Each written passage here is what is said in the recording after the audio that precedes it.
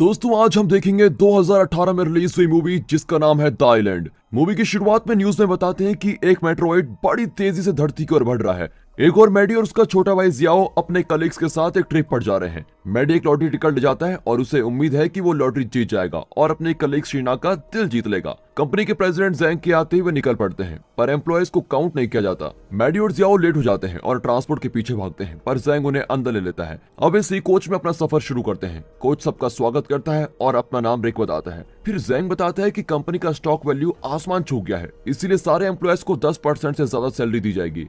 ये सब सुनकर सभी बहुत खुश होते हैं, पर मैडी तो कुछ ज्यादा एक्साइटेड होता है क्योंकि वो लॉटरी में 60 मिलियन यॉन जीत गया है। वो हर तरफ भागता है और गाना गाने लगता है। सभी सोचते हैं कि वो ज्यादा सैलरी की खबर सुनकर पागल ही हो गया है। और फिर सबकी खुशी में पानी फिर जाता है जब एक बहुत ही बड़ी लहर उनकी ओर आती है। रिक कहता है कि सभी लाइफ जैकेट्स पहनकर कूदने के लिए तैयार हो जाओ। इतना ही नहीं, लहर में एक जलता हुआ कार्गो शिप भी उनकी ओर आने लगता है। रिक कोच को कार्गो शिप से बचा लेता है और कोच पानी के अंदर चला जाता है। तभी एक जायंट वेल उनके पास से गुजरता है और सब सांस लेना ही भूल जाते हैं। फिर लहर कोच को किसी दूसरी दिशा में बहाकर लेके जाती है। दोपहर को उनका कोच एक पथरीले तट से टकराता है। सबका बुरा हाल होता है और औरतें मदद के लिए चिल्लाने लगती है। मैडी का लॉटरी टिकट अभी तक सुरक्षित होता है। वो जंगल में जाता है तो उसको शीना की चीख सुनाई देती है। उसका पैर पत्थरों के बीच फंसा होता है और मैडी उसको बचाकर एक जगह लेके आता है जहाँ बाकी पैसेंजर्स भी होते हैं। अगले दिन रिक जंगल से कुछ फल लाकर सभी को देता है। वे रिक को उसकी कंपनी को कांटेक्ट करने को कहते हैं ताकि एक दूसरा शिप वहाँ पर आ जाए, लेकिन ये आइलैंड मेनलैंड से बहुत दूर है और यहाँ कम्युनिकेशन सिग्नल्स काम नहीं करते। तभी प्रोफेसर बायो कहता है कि पृथ्वी पर कोई मेट्रोइड गिर गया है जिसकी वजह से यहाँ कोई जीव जंतु जिंदा नहीं बचे हैं। अब सभी परेशान होते हैं, लेकिन मैडी कहता है ऐसा नहीं हो सकता।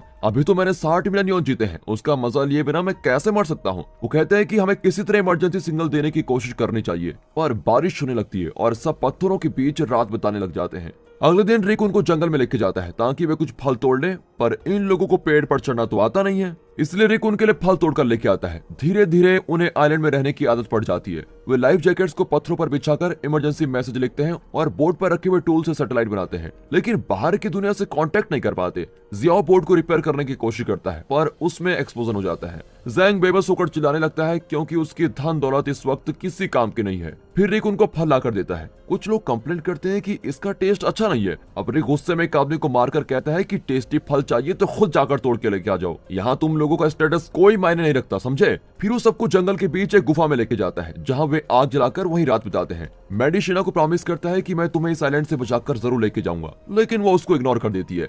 सब मिलकर रिक को अपना नया लीडर चुनते हैं क्योंकि आइलैंड में सरवाइव करना सिर्फ उसे ही आता है। रिक मान जाता है, लेकिन कंपनी का मैनेजमेंट इस बात से खुश नहीं होता। शीना बेबस फील करती है और गुफा के बाहर जाकर चीखती है। जब वो लौटती है तो मैडी पर भी चिल्लाती है। अगली सुबह रिक सभी को टीम्स में बांट देता है और कहता है कि हर टीम को कोई ना कोई काम करना होगा, वरना यहाँ सरवाइव नहीं कर सकते। एक टीम कुकिंग करेगी, एक पानी लाएगी और एक फल सब्जियां वगैरह तोड़कर लेके आएगी। सब उसकी बात मानते हैं और किसी को खाने पीने की कमी नहीं होती। पर धीरे धीरे रिक को उसकी नई पदवी का जुनून पकड़ लेता है। मैडी उसके इंस्ट्रक्शन के खिलाफ खुद ही जंगल में घूमने चला जाता है। कुछ दिन बाद वो लौटकर अपने कलीग्स को बताता है कि जंगल में उसने क्या क्या सीखा। इस पर रिक चिढ़ जाता है और शीना को मारता है क्योंकि वो मैडी को खाना देने वाली थी। मैडी और रिक के बीच फिर लड़ाई हो जाती है और रिक मैडी को पेड़ पर उल्टा बांध देता है। जो मेरे इंस्ट्रक्शन नहीं मानेगा उसका यही हाल होगा। ये सुनकर सभी घबरा जाते हैं। रात को जियाओ अपने भाई को छुड़ा लेता है और अगले दिन दोनों भाई उनके बनाए हुए बोट पर निकलने का फैसला करते हैं। तभी शीना उनको रोकती है और फिर मैडी उससे अपने प्यार का इजहार करता है और बताता है कि तुम्हारे डाइवोर्स के बाद तुम्हारी लाइफ में खुशी का हर पल मेरा ही दिया हुआ है और मैंने ये लॉटरी इसलिए खरीदी थी कि मैं तुम्हारे साथ खुश रहूं। पर शीना उसके बारे में ऐसा फील नहीं करती और गुस्से में मैडी उसे जबरदस्ती किस करने जाता है, पर वो उसको एकदम रिजेक्ट कर देती है।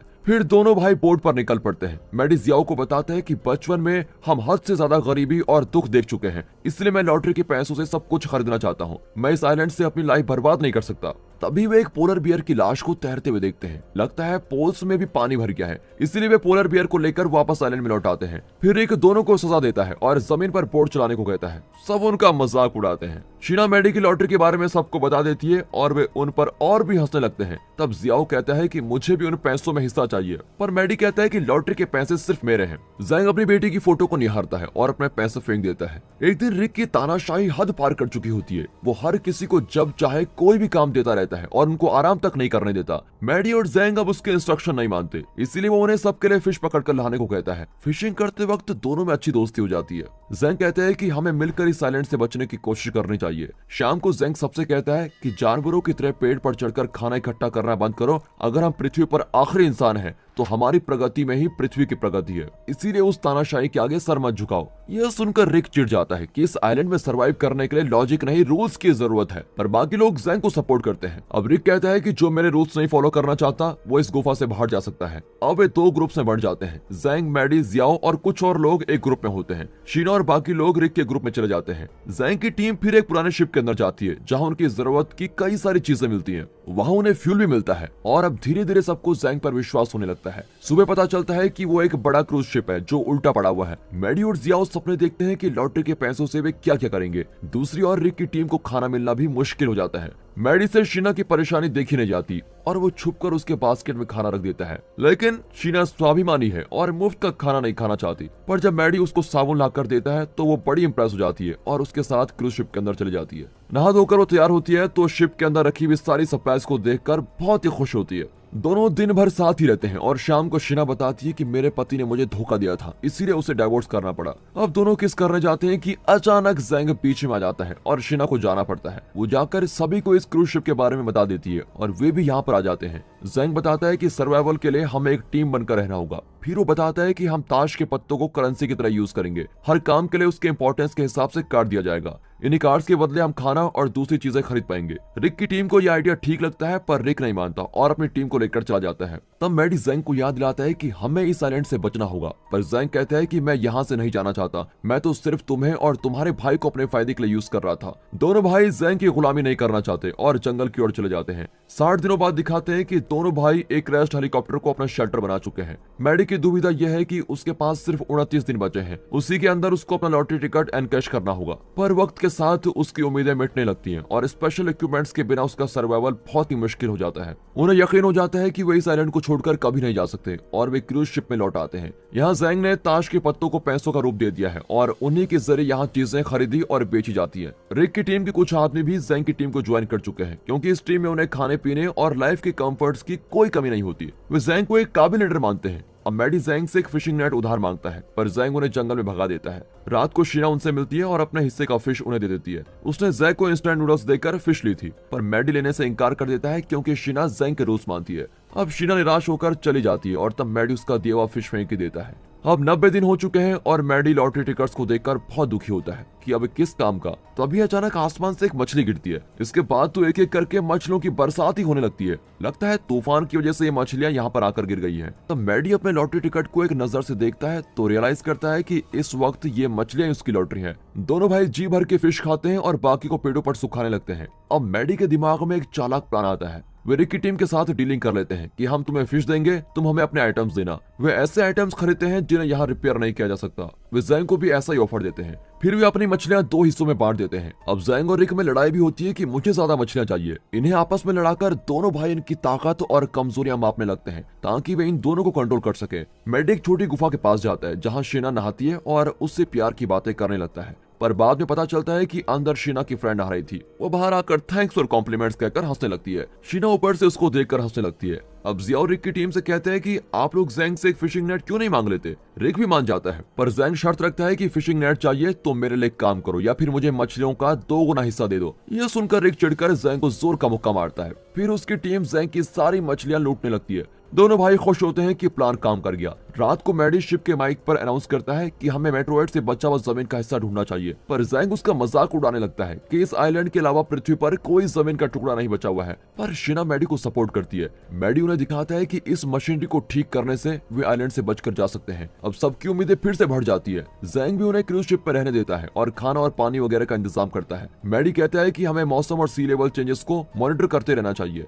मैडी उनको चार्ज किया हुआ सेलफोन दिखाता है और जियाओ ताश के पत्तों के बदले उन्हें उनके फ्रेंड्स और रिलेटिव्स के मैसेज और फोटोज दिखाता है। वे मिलकर काम करते हैं और अपनी बोट को पत्थरों के बीच से छुड़ा लेते हैं। इसी बीच जियाओ वहां पावर सप्लाई का भी इंतजाम कर लेता है और इस बात से खुश होकर सभी सेलिब्रेट करने लगते हैं। वे दोनों भाइयों की खूब प्रशंसा करते हैं। इससे जियाओ खुद को उनका लीडर मानने लगता है और अपने ताश के पत्ते उनके बीच उछाल देता है। सब उन कार्ड्स को बटोरने के लिए धक्का मुक्की करते रहते हैं, लेकिन ये सब देखकर जियाओ खुशी महसूस करता है। अक्सर मैडी और शीना का रोमांस चलता रहता है। कुछ दिन बाद उन्हें गन शॉट्स की आवाज आती है। दोनों भाई और रिक चेक करने जाते हैं तो मैडी बताता है कि मैंने पहले भी ये आवाज काफी बार सुनी थी। 12 दिन में ये आवाज एक बार सुनाई देती है। वे पहाड़ पर जाकर देखते हैं तो एक शिप नजर आता है। अब रिक भागकर सबको बताने जाता है कि आखिर हमें लेने एक शिप आ गया है, लेकिन मैडी और जियाओ इस बात से एक्साइटेड नहीं होते क्योंकि उन्हें वापस लूजर्स की जिंदगी जीनी पड़ेगी। जियाओ कहता है कि हम शिप वाली बात सबसे छुपा कर रखेंगे ताकि उन पर हमारा कंट्रोल बना रहे। वे लौटकर सबको बताते हैं कि रिक पागल हो गया है, उसकी बात का यकीन मत करो। तभी रिक आकर झूमने लगता है कि हमें बचाने के लिए एक शिप आ गया है, पर सब उसको पागल समझकर फ्रिज में बंद कर देते हैं। जियाओ एक नया रूल बनाता है कि रात के वक्त कोई पहाड़ पर नहीं जाएगा। दूसरी ओर शिना भी अपनी असली जिंदगी में लौटना नहीं चाहती और मैडी के साथ आइलैंड पर ही बस जाना चाहती है। अगले दिन सब रिक को बुली करने लगते हैं, जिसकी वजह से मैडी बहुत ही गिल्टी फील करता है, पर जियाओ वादा करता है कि हम जल्दी यहाँ से निकल जाएंगे और अपनी पावर भी बनाए रखेंगे। जियाओ कार्ड्स के बदले जैंग का क्वार्टर्स मांगता है, पर वो इनकार कर देता है और तब पता चलता है कि जैंग बड़ी संख्या में फिश खरीद रहा है ताकि बाकी लोगों पर उसका कंट्रोल बढ़ जाए। फिर जियाओ जैंग के फोन पर उसकी बेटी का वीडियो दिखाता है और उसे डिलीट करने की धमकी देता है। अब जैंग को अपनी कंपनी और प्रॉपर्टी जियाओ के हवाले करनी पड़ती है, पर जैंग को यकीन होता है कि इस आइलैंड की बाहर की दुनिया मिट चुकी है, इसलिए वो अपनी सारी प्रॉपर्टी जियाओ के हवाले कर देता है। फिर वो अपनी बेटी की वीडियो देखता रहता है। इसके बाद जियाओ मैडी को अपना असली प्लान बताता है। दरअसल वो बोट का इंजन तोड़कर फिशिंग नेट चुराना चाहता है और इस तरह ये लोग इसी आइलैंड में फंसे हुए रहेंगे। फिर सिर्फ मैं और तुम यहाँ से बच निकलेंगे और अपने शहर जाकर अमीरों की जिंदगी जीएंगे। जियाओ का ये सेल्फिश प्लान सुनकर मैडी चौंक जाता है। मैडी को अचानक कुछ लोग पकड़कर समुद्र तट पर लेके जाते हैं जहाँ भीड़ जमा हुई है। शिना उसे सरप्राइज देती है और कहती है मैं तुमसे शादी करना चाहती हूँ। अब इस तरह मैडी का बरसों का सपना पूरा हो रहा था, लेकिन फिर भी वो खुश नहीं होता। सभी दोनों को कांग्रेचुलेट करते हैं, लेकिन मैडी चिल्लाता है ये सब झूठ है, धोखा है। वो सबको बताता है कि उस दिन एक शिप यहाँ आया था और रिक एकदम सच कह रहा था, पर बेचारा रिक अब खुद को पागल मान चुका है। सभी मैडी को भी पागल बताकर मारने लगते हैं। मैडी फिर उनको कन्विंस करने की कोशिश करता है, लेकिन कोई उसकी बात नहीं मानता। शिना को लगता है कि मैडी इतने दिन प्यार का नाटक कर रहा था। अब जियाओ मैडी को बता देता है कि अब जैंग की प्रॉपर्टी हमारी हो गई है, इसलिए हमें लौट जाना चाहिए। रिक उनकी बातें सुन लेता है और मैडी को मारता है, पर मैडी कहता है कि तुम भी हमारे प्लान में शामिल हो जाओ। और जिस दिन शिप आने वाला होता है, मैडी और जियाओ मिलकर सभी को खूब पिलाते हैं ताकि तीनों आसानी से बच सकें। इसी बीच रिक शिप में घुसता है और फ्यूल पाइप तोड़ देता है। वो आग जलाना चाहता है, लेकिन लाइटर काम नहीं करता। यहाँ मैडी जलती हुई लकड़ी से शिप को ब्लास्ट करने को कहता है ताकि रेस्क्यू शिप उसको देख सके, पर जियाओ उसको रोक देता है और उनकी लड़ाई में लकड़ी शिना के पास गिरती है। मैडी विनती करता है कि मुझ पर विश्वास करो और शिप में आग लगा दो।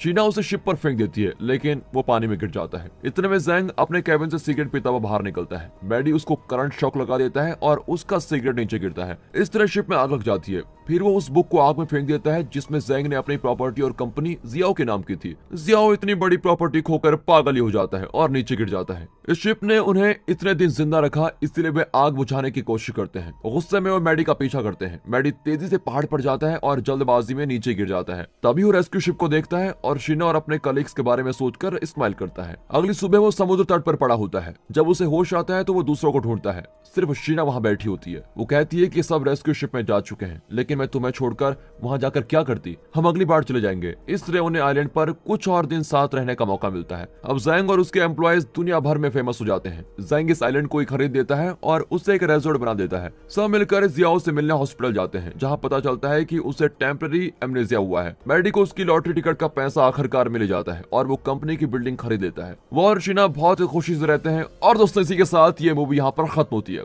दोस्तों, अगर आप इस ग्रुप के साथ उस आइलैंड पर होते तो किसकी टीम में होते, जैंग या रिक? कमेंट्स में जरूर बताइएगा। दोस्तों, जाने से पहले आपको ऐसी एक मूवी सजेस्ट करना चाहता हूँ जिसका नाम है cast away from the moon. इसमें एक आदमी एक आइलैंड में फंस जाता है और वहीं पर वो अपने सर्वाइव के लिए खेती करता है, सब कुछ करता है। तभी एक लड़की दूर से उसको अपने कैमरे से देखकर उसके साथ मिलने की कोशिश करती है। आगे क्या होता है मूवी जरूर देखिएगा। बाकी अगर वीडियो अच्छी लगी हो, मूवी अच्छी लगी हो, एक्सप्रेशन अच्छा लगा हो, वीडियो को लाइक कीजिएगा, चैनल को सब्सक्राइब कर दें। बाकी मिलते हैं अगली वीडियो में, तब तक के लिए गुड बाय, अपना ख्याल रखिए।